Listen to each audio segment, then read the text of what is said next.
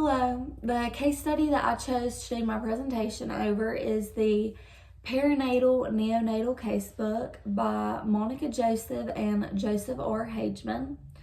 The title of this case study is A 3-Day-Old Neonate. A neonate is an infant that is under the age of 4 weeks old with hypothermia, poor feeding, and respiratory distress.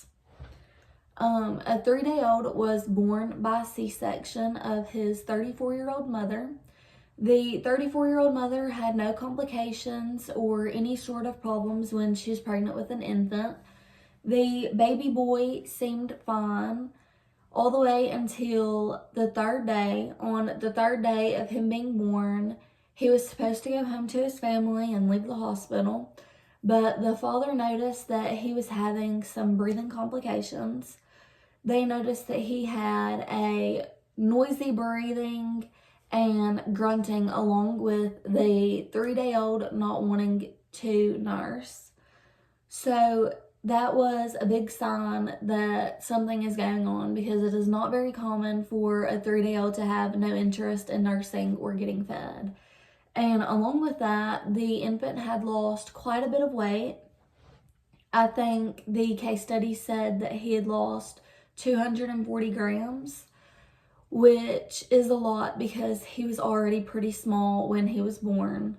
So that just goes back to him having no interest at all in nursing. Because the infant is having these complications, a peripheral venous line was placed, and the infant was started on different kinds of medications, such as dextrose with an electrolyte solution to maybe give him his fluids back if that was the main source of the problem. They then found that he had a low urine output along with some other problems, so they gave him ampicillin and gentamicin. I'm not sure if I'm saying that one right, but they gave him those medications to see if that would help his low urine output. After that, they arrived at the neonatal intensive care unit, where the physicians there intubated him and put him on a ventilator. After they did their examination on him and did some research, they found that he had a severe hemorrhage. Hyperammonemia may cause hyperventilation, and that is an early warning sign of an urea cycle disorder.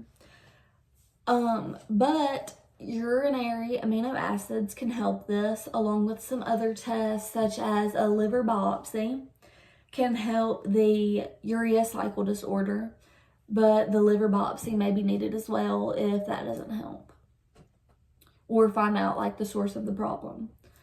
So hemodialysis will help his ammonia, and the physicians at the neonatal intensive care unit do an infusion on him of 3 different medications over the course of 24 hours to see if that helps him at all. The only permanent way to help an enzyme deficiency, though, is a liver transplant, and gene therapy is the goal for the future. They also need maintenance therapy, such as getting the infant on a strict diet that includes a lot of protein and certain medications on the daily. In conclusion, early diagnosis is key to minimizing severity with hyperammonemia in infants, because if you wait too late, you will not be able to get that under control. Some of my sources, I have them written down on my index card for my oral citations. So one of them is Bolton B. Pediatric Liver Urea Cycle Disorders. Another is Nelson W. Textbook of Pediatrics. And then we have Samar M. Urea Cycle Disorders. And then another is Barsati R. Measurement of Ammonia in Blood. And then we have a Oski F. Principles and Practices of Pediatrics.